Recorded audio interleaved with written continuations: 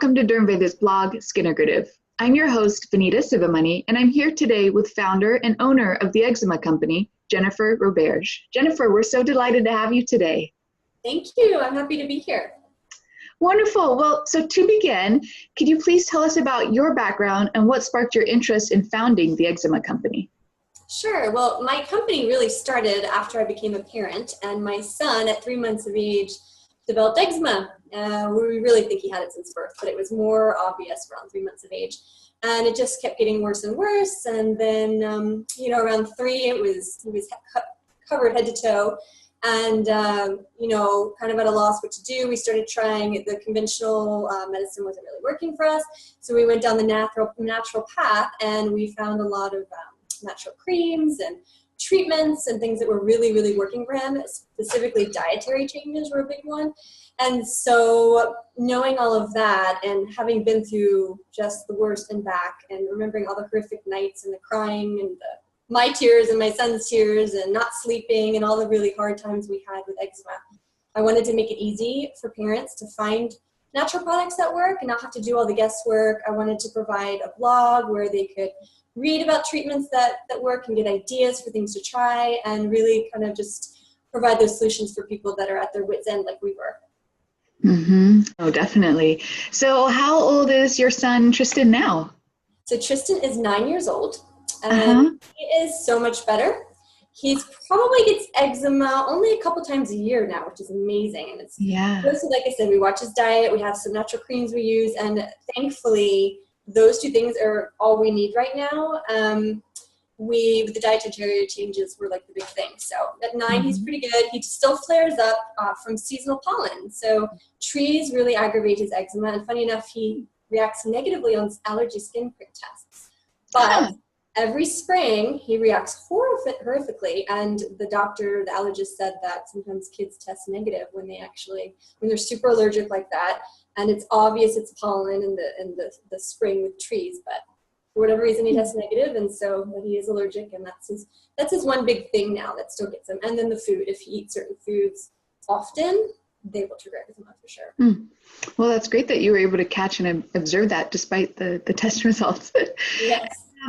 What have been some of the biggest changes you've seen from the time that he was 3 when it was really peaking to today? Sure. So what we did when we started looking at the natural remedies, the big thing, like I said, was dietary changes. So he was head to toe covered. We decided to look into his diet, and it was highly suggested to us to remove some of the top common allergens. So dairy, gluten, soy, tree nuts, fish, peanuts, eggs. We removed I removed all of those except one, gluten, because I felt like a horrible parent. I said, oh my goodness, my son loves bread and pasta. How can I possibly not let him eat those things? Like, I'm taking all these foods out of his diet. How can I do that to him? So we didn't eliminate that. We did everything except that. And his skin got a little better, but barely. And then I said, speaking to a natural practitioner, and they said, you really should give gluten a try. And I cringed, and I was like, oh, it's not that for sure. And guess what? We eliminated gluten with all of those other products or other foods. And we found that, yes, that a lot of them were causing problems, because what we did then, after we eliminated them all for, I think we did 2 or 3 weeks. He was young at the time, so we didn't have to do too long of an elimination diet. We added the foods back in over 4-day periods individually. So dairy first for 4 days, and he reacted. So we cut that back out. Then we let his skin heal. Then we introduced gluten. And so we kept doing that with each of the foods. And probably half of them were causing eczema. So together it was kind of that magic combination of finding the right foods that were triggering his eczema. Because when we didn't include gluten in that mix, he was still reacting. So it was kind of making sure we found the right combination of foods. So that was a big, big game changer for us. And sadly enough, he went on to develop severe dairy allergies. So it kind of progressed beyond just the eczema. And now he's Yeah. How long did the testing period take, this elimination diet and figuring this all out? Sure. It was, for him, we eliminated, I think it was 2, possibly 4 weeks. I usually suggest people try it for 4 weeks, so they work with a physician to do it, obviously, to make sure dietary changes are hard for little kids, and to make sure you're getting the right minerals and nutrients and everything. So do it with a doctor. But I think it was between 2 to 4 weeks, but 4 weeks is better. And then, like I said, it can take a long time to add the foods back in, because you have to give several days or a week between each food as you're adding them to make sure you know which foods are causing a reaction.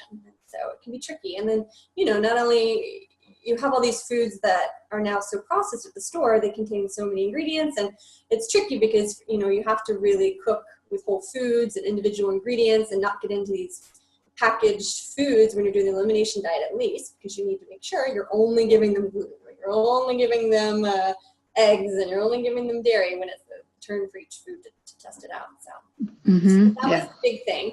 So the elimination diet was huge for us. I would say that, and we did some supplements at the time with some homeopathy and some like herbal immune balancing, which we tested again, and we saw that without them, it didn't work as well as together. So we used those things, and then with the elimination diet, he ended up being about 95% better.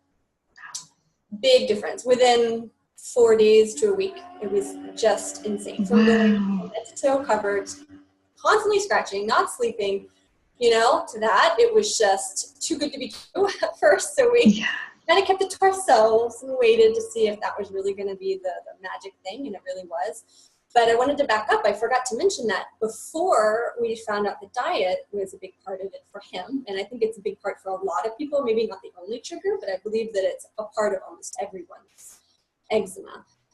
Before we got into that, we found wet wraps. So when he was head to toe covered, he was so itchy and scratchy, and he could make himself bleed and stuff. The wet wraps were really great because they were almost like an instant solution temporarily.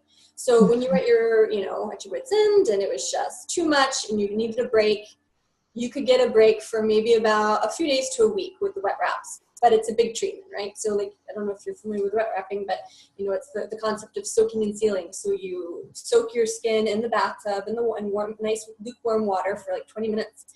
You apply a good cream to your skin, and then you put a damp layer of clothes on top. And they make wet wrapping clothing now specifically for that, which is really nice. Some of the really good ones for Tencel is good. Anyway, so you soak and then you seal with the moisturizer and the damp clothes, and then you put a layer of dry clothes on top, and you leave it for 2 hours is what we did, because we couldn't keep it damp overnight, and you don't want it to dry out until you remove the clothes and put another layer of cream on top, if that makes sense. So you're like locking in moisture for 2 hours or more, and it's amazing. It really, really helps. It intensifies everything that you put on the skin. So they say it's really not good if you use steroids from time to time. You never do it with steroids because it will intensify everything, and maybe it's too much. And if you use any sort of topical medications, the doctors recommend that you stick with them first if you're going to try wet wrapping.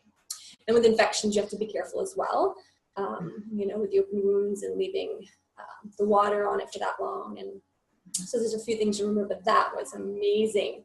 And my son we just started doing them when he was 2. From 2 to 3, we were doing them. He looked like a little mummy sitting, and I have to distract him because it's not fun to be wrapped up for that long. But, it really helped his skin, and I think he realized it too, even at that age. So he tolerated it, but poor guy. I mean, I had to find ways to distract him. And one of the ways, was letting him watch a movie. So that was kind of sweet. You could do wet wrapping in a movie, and that was like, oh, okay, I won't complain.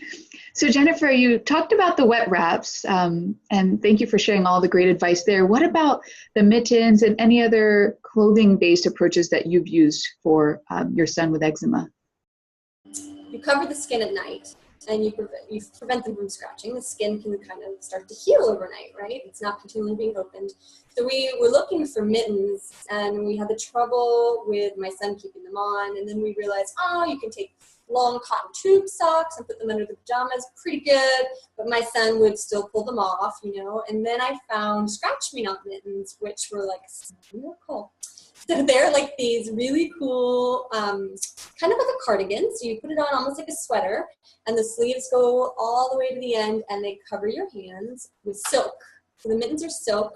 The body is like stretchy, and my son wore those every night for probably a year and a half, and they were amazing because he, like I said, he couldn't. So if he used the mittens to scratch, he was scratching with silk. So yes, they're, if you really scratch hard, you can do some damage. from the friction, but the soap was soft and it really, really helped to prevent him from causing much more damage to his skin already. So we saw that his skin really did start to heal just from wearing those overnight. So what about laundry balls and soap? So you also discussed this on your website, and I'm just curious, what are the differences between normal detergents, and then also how often do you use soap with Tristan and what kind? Okay, so with laundry detergent, you have to be careful because even natural laundry detergent is still classified as a detergent. It's very alkaline and the skin likes something much more pH balanced. Even the natural ones, they are made in a way that they stick to the fabric, even when you rinse it out with the water. So it can stay on the clothing for up to 10 loads, even if you just wash it with water. So it really binds itself to the clothing. And so imagine it's really alkaline, and you have the clothing that has this alkaline detergent on it sitting next to your skin all day. So one that can either the alkalinity of it or the actual chemical ingredients of it can aggravate your skin, so you've got to kind of both those things going on with detergent. So, and natural detergents are not innocent of that. I mean, they still have a lot of ingredients that can be questionable, and they also will stain your clothes and irritate your skin. So we found that with my son, he didn't react necessarily to the ingredients, and I don't find that it caused his eczema. There was a lot of things at play for him, but I think it further irritated his skin. So he already had open wounds, and he was itchy all the time. And then you get this chemical stuff next to his skin, and it just really wasn't good for him. And we found when we started using soap nuts. And then I discovered the Smart Clean Laundry Ball, which is it's so easy because soap nuts they're great, and they're one of the most natural solutions out there. But it just, I don't know. I didn't find they cleaned it super well, and there's a little bit of a process. They weren't super easy, and so then we found the mineral ball, and we moved to the Smart Clean Mineral Ball, and you just literally toss it in the laundry with all your clothes, and it's really great, and it cleans, and I love it. But switching away from detergents really helped. Really helped. And then regarding like hand soap and body wash and stuff, one of the last things for Tristan to heal up were his hands. And I think because kids, get into dirty stuff and we make them wash their hands all the time. So we weren't using I think we were just using like a regular natural soap, but one that, had quite a few ingredients in it, like a liquid soap that you see in the ingredients. They're still pretty long. And so I thought that maybe we would try something more simple, and we tried an olive oil bar soap. The one we were using for a long time was from Nablus. It was a Nablus soap, and it was literally olive oil, water, and lye, I think, which is the part ingredient. So that really helped him. And then we made sure that he wasn't washing his hands all the time, trying to like moderate that a bit. We sent him a bar to school.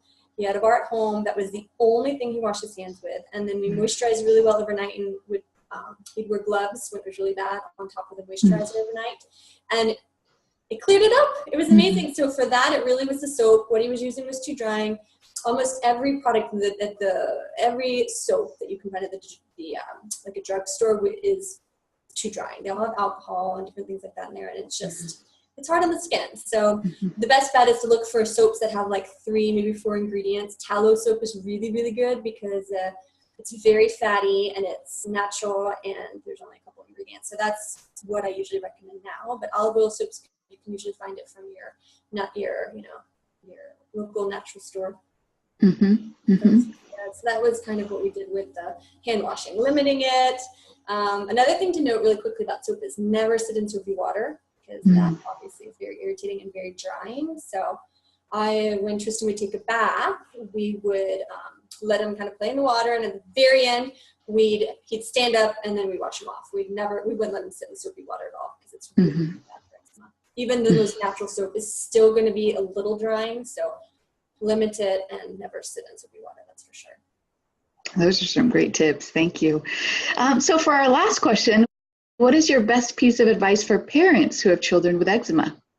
I would say not to give up. It's hard. It's, you don't have sleep. You see your kids suffering so bad, and it's really difficult emotionally, physically, for everybody in the family, really. I mean, we were giving so much attention to my son, even though it was negative attention, he's too sick. We need to help him. And, you giving him attention, so you don't give the same attention to your other children. And it's like, there's this imbalance, and it's just hard for everybody, really, really hard. And so as hard as it might be, you still don't give up, because if you really keep looking and you keep trying, you will find things to help provide relief.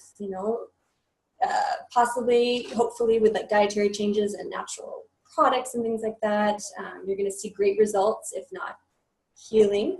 But there's always a tendency to have eczema in these kids. So you might see it go away for a little while and it'll come back. But just don't give up. Don't give up hope, either. And our kids are super resilient. My son doesn't even remember, and those days were bad. And like I've showed him little video clips of that. He's like, "Is that me? Like I don't remember." They bounce back and they forget and they move on, and they're strong. And so just to be there for them, and that's it.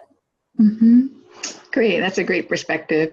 Well, thank you so much for your time today, Jennifer, and for sharing your journey with us. We know how challenging it is to manage eczema, and we're really appreciative of all the wonderful resources and tips and guidance that you provide. So thank you. Thank you so much. And to our viewers back home, we hope you enjoy this video. Let us know if you have any questions below, and be sure to tune in again soon. Thank you.